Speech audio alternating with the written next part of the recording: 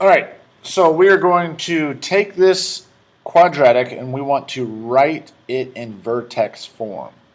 So the current form we are in is standard form. So y equals ax squared plus bx plus c. That's the current form we're in. Our goal is to get that and change over to vertex form, which is ax minus h squared plus k. So we want to go from standard form to vertex form. So some kind of similarities and things to point out here is I went from having an x squared and an x just to an x inside a parentheses. So I went from x squared and x to inside parentheses. The other time that happens is when we complete the square. So if you ever want to take something from standard form to vertex form with quadratics, what we're essentially going to be doing is completing the square.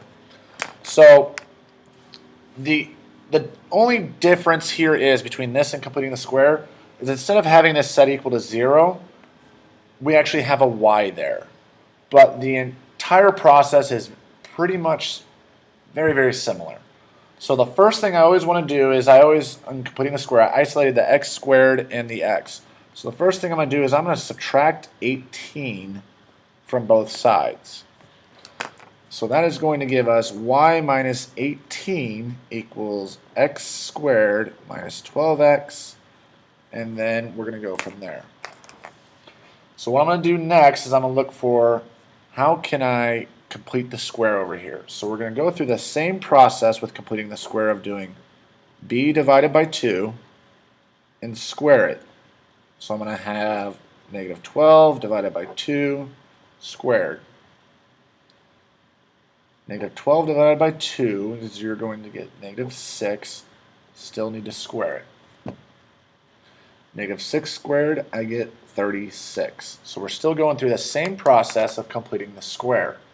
So if you recall from completing the square, once we did b divided by 2 squared, we took that and we added it to the side we would like to factor. So I'm going to add 36 to the right side of the equal sign. Remember, whenever you add and subtract, multiply, divide one side, you have to do it to the other. So since I added 36 to the right side, I'm also going to add 36 to the left side so I can stay balanced here. So my new line, I'm going to have y minus 18 plus 36. So I need to do negative 18 plus 36. Negative 18 plus 36. So I'm going to get positive 18 there.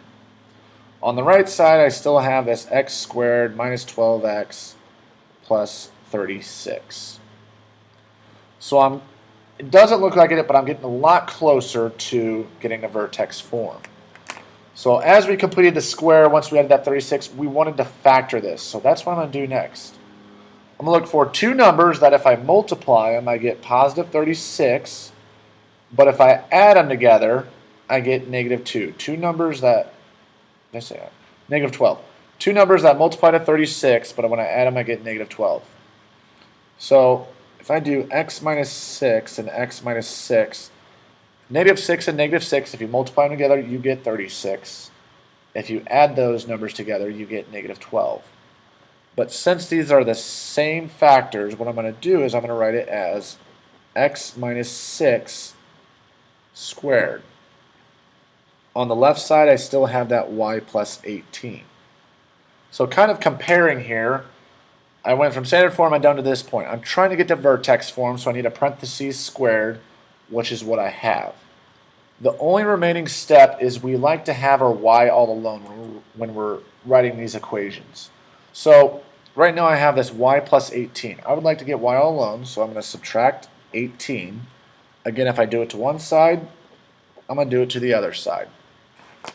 So what we'll be left with here is y equals x minus 6 squared minus 18. Now if you look at that and compare it to our vertex form, that is exactly what we wanted. This is vertex form. So if you want to take it a step further and you wanted to say, well, what is the vertex of this? Just remember the vertex is always h and k. So h and k. So our vertex there, if you wanted it, is going to be positive 6 and negative 18.